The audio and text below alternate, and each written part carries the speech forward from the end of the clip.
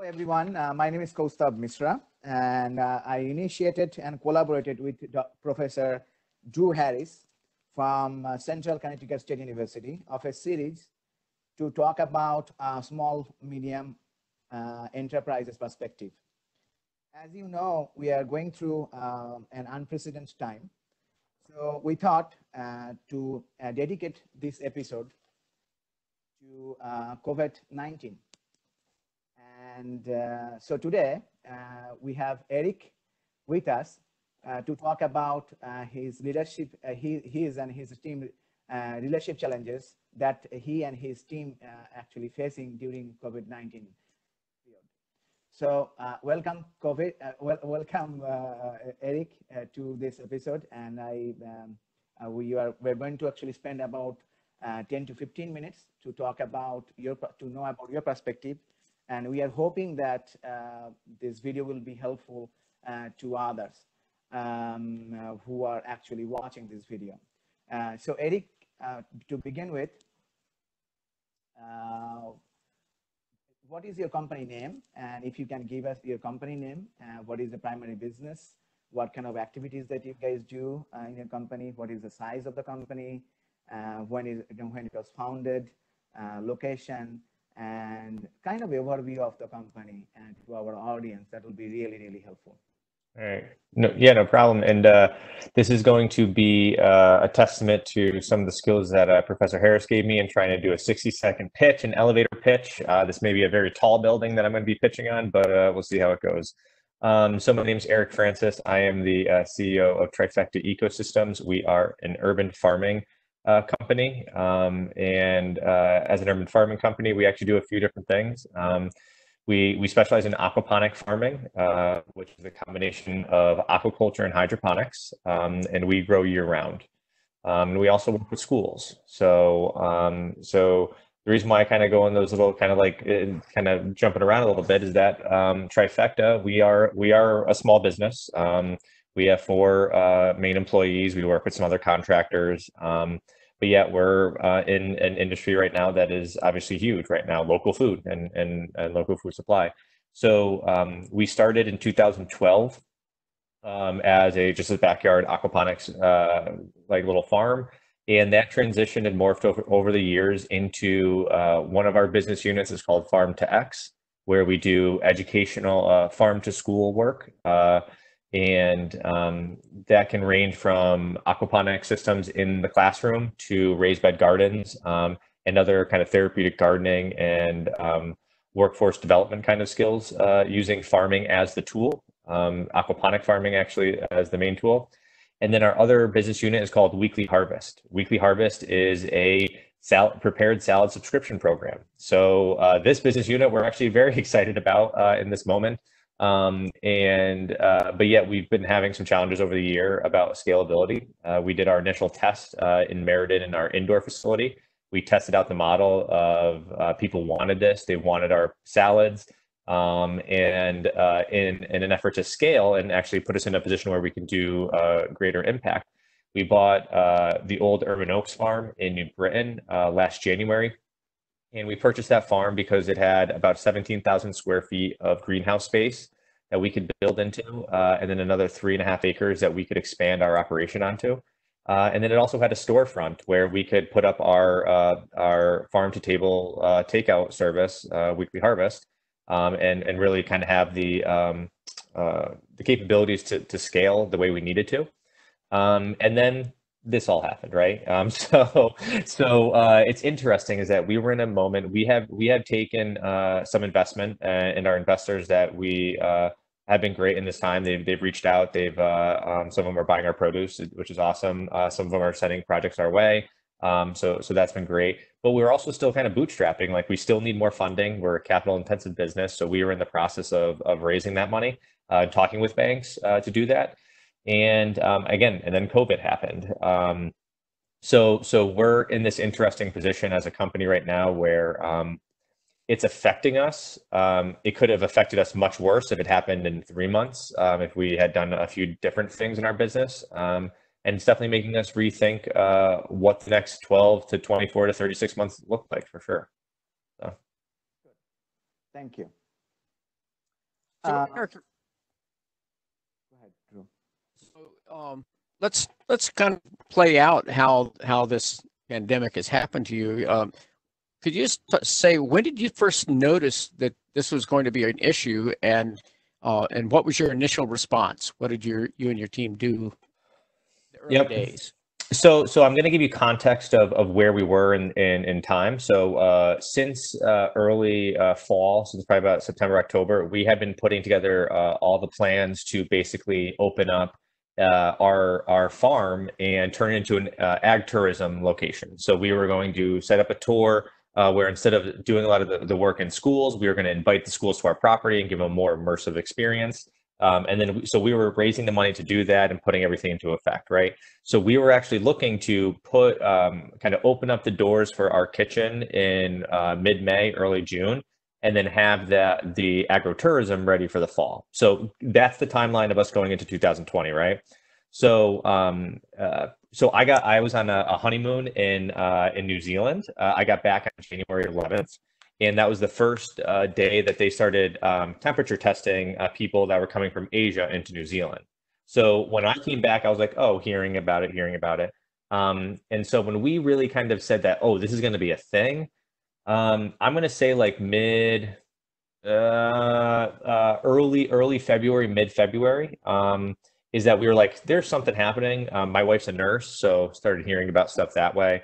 And then just from some of the conversations we were having with people, and then what really stuck was the schools. So when we started hearing that schools may shut down, we were in mid project. We were building out school systems. We were getting ready for a new kind of a sales cycle for schools. When I got a voicemail, or I got a couple text messages, voicemail, and then some emails from teachers basically saying, listen, you have till Monday, and then after Monday, you can't even get into the schools and you have to shut everything down. That's when we were like, this is something. This is definitely something's happening. And then also when our investors started calling us, your investors sometimes have some news and some perspective. My mother's also the first selectman of my town, or Durham, that I used to live in. So she was also hearing some news. So I think early March, I think like March 6th, I want to say, was when like, oh, something's really going to happen. I didn't expect it to be like this. I thought it was going to be more outside the US, kind of maybe supply chain stuff and everything. But yeah, so March was the first one. And what we did initially in March was say, okay, let's take care of our school clients. Let's get them all shut down. We'll talk to you in the fall. Like, don't worry about us, and we're not gonna. We'll handle it then. And then we were just like, we're gonna wait and see what happens. Everybody get safe. Everybody stay away from each other. Do your thing. We have time, in the sense of like, we weren't planning on building it in March anyways. And then we just started reaching out to our banks and just started doing that, right? It's just like trying to be proactive, where we just hunkered down and didn't try to make any big decisions, but we're in the moment now where big decisions are going to be made. So you believe that you are prepared for this well? No. I don't think many businesses could have been prepared for this well. As a small business, everything goes back into our company at this point. So it's like we were on the growth path. So I don't think financially, definitely we were not in the position to withstand this storm. And I guess what it has done, though, is has us refocused. So we are probably going to be not doing as much school projects going forward. We're actually going to go to more of a digital product, or more of a not as a labor intensive or capital intensive kind of a model. And then we're going to really focus on the food, because we see some real shortages in food coming up. People are going to need access to cheaper food and local food. So I agree that it is kind of no one actually prepared for this. So can you tell me how long tentatively it will take you to refocus yourself and develop new strategies for your business? Say the first part about that again. How long it took you to refocus your business? So I think we're in the middle of it. The reason why we're still in the middle of it is that like we are getting pressure. It's kind of interesting. We're actually getting a little bit of pressure to refocus on parts of our business that we dropped previously. And we're really trying to kind of give it its time to understand where things are going to go. Food is where we want to be. Providing and selling local food is where we want our business to be. So we're just we don't have to change strategy. It's just prioritization. I think it's more like we're not prioritizing everything at this front, or all the money that we get in is going to go to this instead of diversifying it into a couple different routes. And so as an entrepreneur, I'm staying on the same path that we had, in the sense of we are still trying to get everything to where we have the system up and running, our expansion project done in June.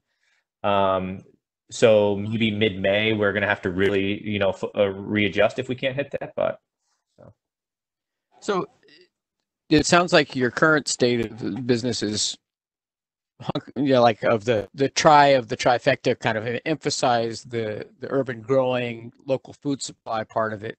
And are there other adjustments that you're making? I know you were in mid-process of building out a kitchen to do like, food, pizza, and other things, farm to take out. What else is happening in your adjustment? yeah, so we're basically, we were going to open it up where our storefront was going to have some sit-down spaces, and we were going to kind of open it up. That's not happening. We're going to make it more of a takeout. We're going to readjust and kind of one part of our business model that we're going to go back to is actually probably raw produce. So we as aquaponic farmers, we don't grow everything. We grow leafy greens. We will be doing some fruiting crops in the future, but we don't grow everything. So we got away from doing the raw produce subscription because the value added was where we get more of the market share, or the value. However, raw produce and cooking at home is going to be more of a need, and bigger need for it. So we're going to be working with some farmers to kind of aggregate from them, and we have to set up our kitchen to handle that now. So luckily we didn't put any permits in. We were about to put in permits. So we're going to do that now, change up the design a little bit, and then kind of move forward. So the next question for you is, what you have done with regards to your employees. Have you been able to retain your staff? Yeah, so I'll give you a little bit of some people don't realize this. So as a startup, as a business, depending on the structure of your business is depending on how you have employees and if not. So we are a C corporation. We do have 4 employees. 3 of those employees are large shareholders, myself and my 2 business partners, right, that started the company. And then we have 1 other employee. We still, the 3 partners, we've reduced pays. We've reduced our pay to nothing. But that's also, we did that prior because we were going to use that money for the capital expansion. There's that, but our 1 employee has still been getting paid. We still intend to pay her.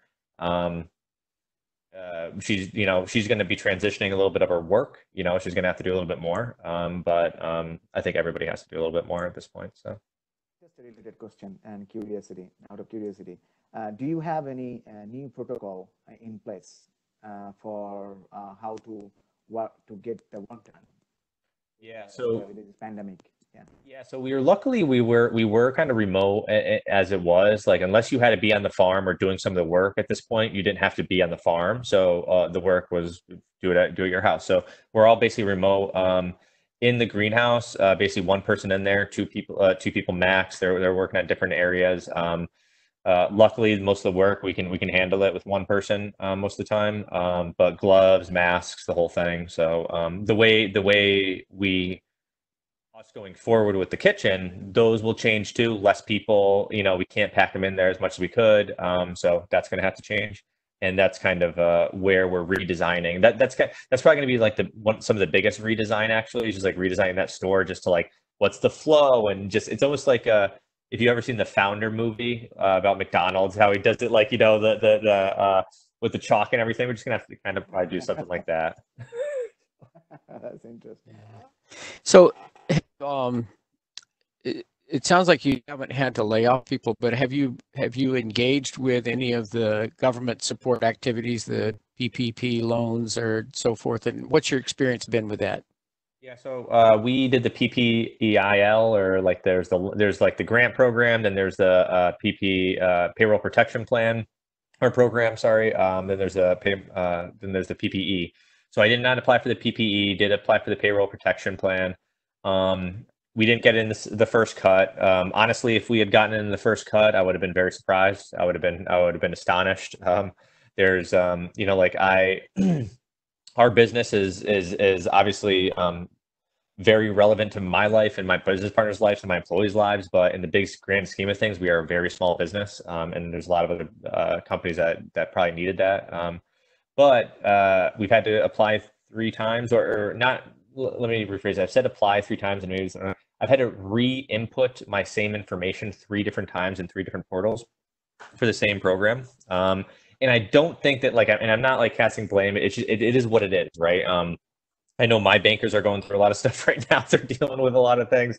So, and everybody's kind of working hard, but it's just been something where I heard Mark Andreessen talk about it today, or he did like a little kind of blurb about it, about it's like, we could have had these systems, like the government collects money from people on every year, but like we made a decision of deciding not to be able to have the systems in place to pay small businesses very quickly or give them money quickly, that's what we're seeing. So, but yeah, but it's been good. Everybody has been great. I feel like everybody working with everybody has been very understanding, but it's just the paperwork, right? And the bureaucracy that is annoying. Sure. So let me just ask you, we're still in the middle of it, but so far, what is the best that you've seen about this? There are things like getting refocused that can be. What's the worst that's, for you and your business? Yeah. So the worst, I feel, I don't know.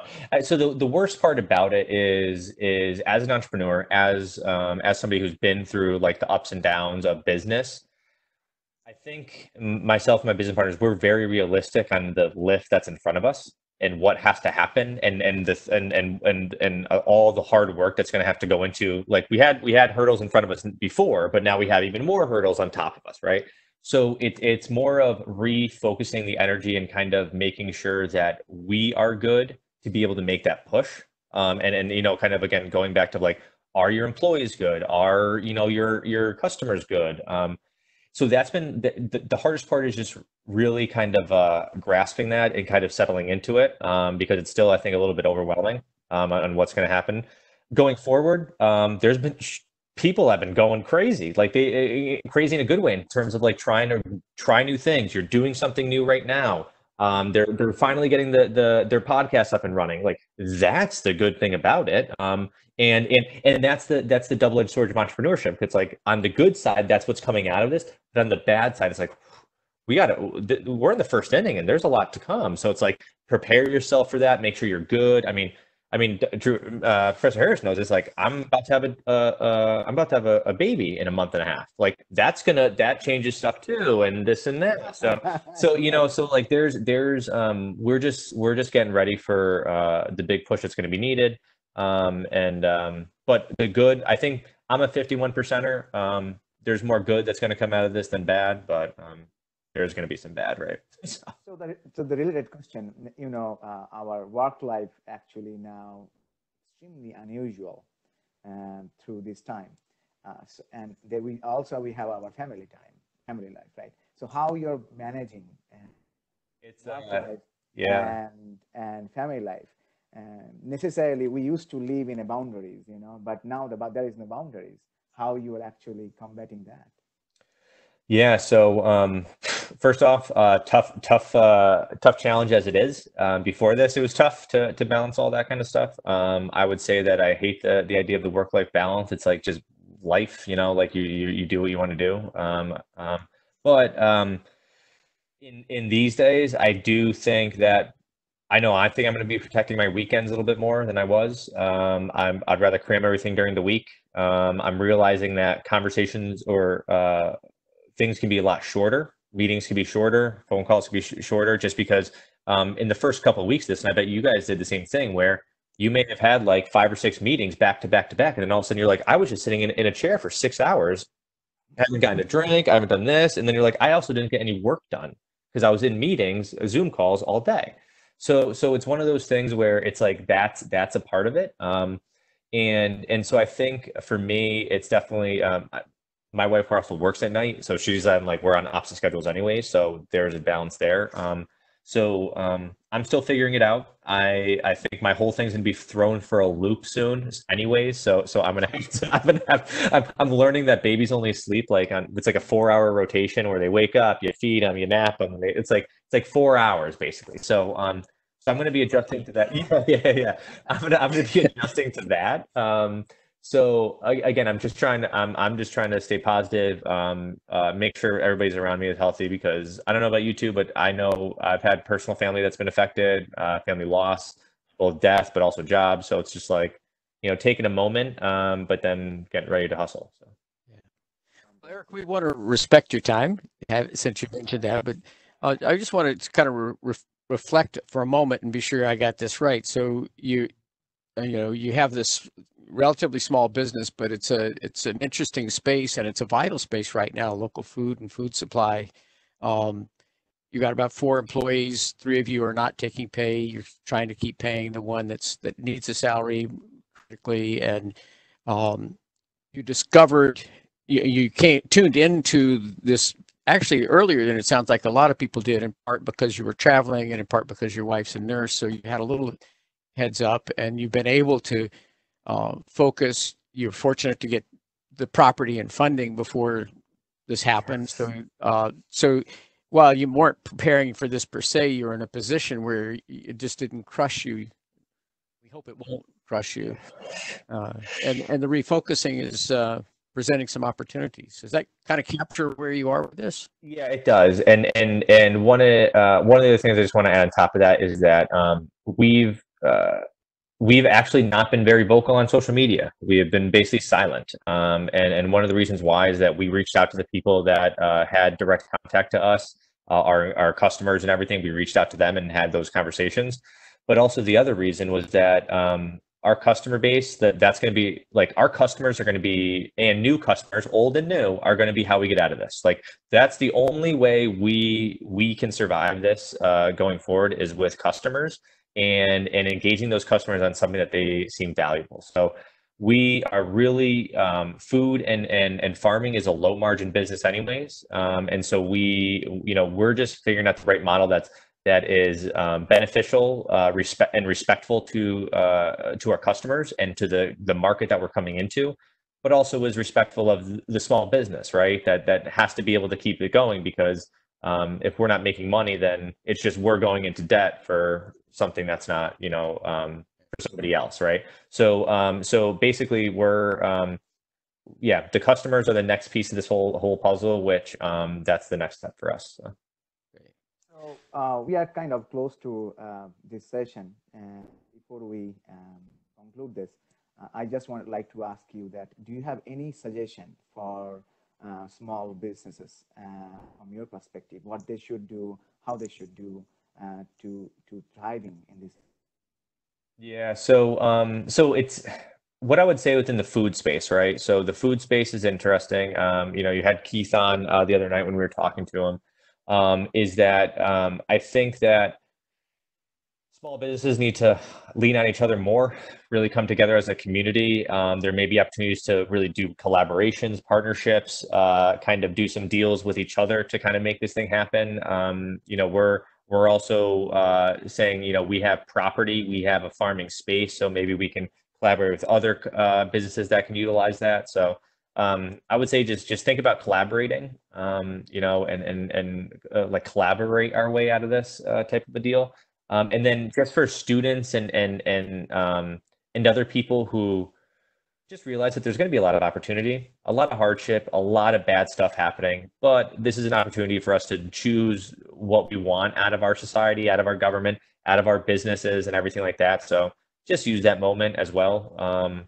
But family first, health first, do that. So. Well, thank you so much for being our inaugural guest here. You're like so many things, you're great at starting stuff with us. We appreciate you joining us here, and really, as a former professor. I'm very proud of the work you're doing, and as you know, I wish you nothing but the best. And good luck with the child on the way. Yeah, So thank you, Eric, from our behalf. And again, continuing with Drew. And with your permission, can we share with your email ID and ask our audience and viewers if they have any questions regarding anything during this time, they can reach to you. Yes.